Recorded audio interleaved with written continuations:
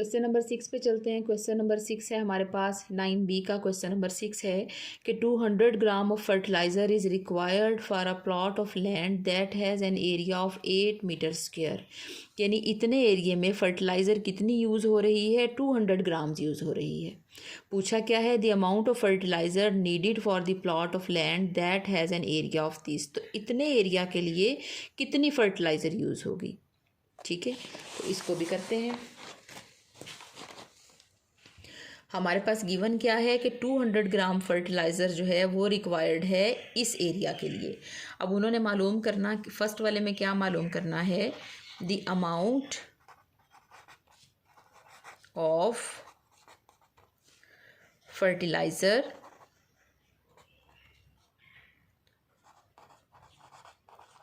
needed for a plot of land that has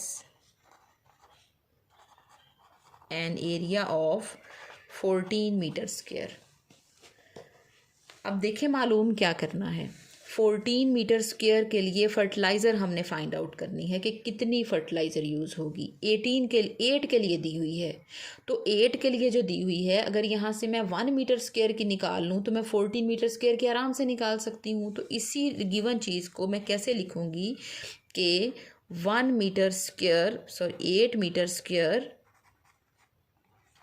area required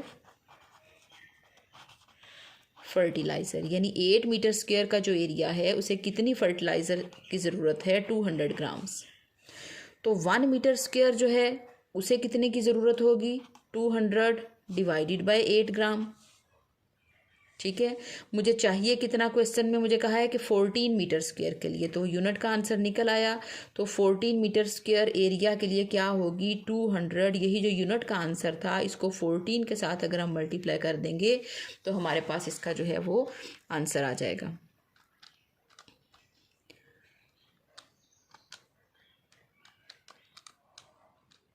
ये हमारे पास आ गया 350 ग्राम fertiliser जो है वो हमारे पास यूज़ होगी 14 मीटर स्क्वायर के लिए। इसी का सेकंड पार्ट करते हैं। क्वेश्चन नंबर 6 का सेकंड पार्ट है हमारे पास। सेकंड पार्ट में वो क्या कह रहा है? उसे चाहिए द एरिया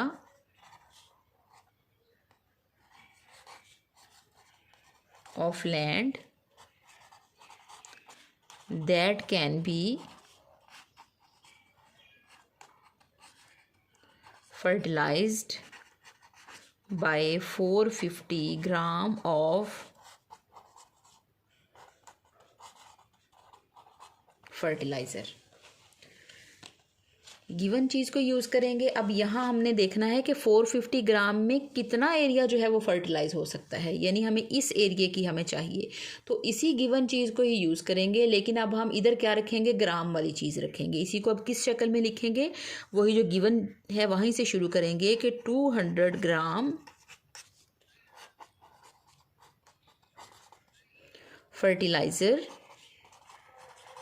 यूज्ड फॉर, कितने एरिया के लिए यूज़ होती है? 8 मीटर स्क्वायर के लिए यूज़ होती है। तो 1 ग्राम फर्टिलाइज़र जो है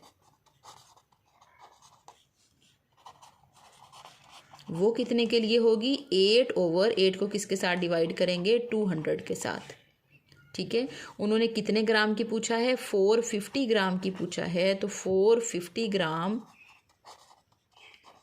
फर्टिलाइज़र यूज्ड फॉर कितने एरिया के लिए यूज़ होगी? 450 को इस यूनिट वाले के साथ मल्टीप्लाई करेंगे तो हमारे पास इसका जो है वो आंसर आ जाएगा।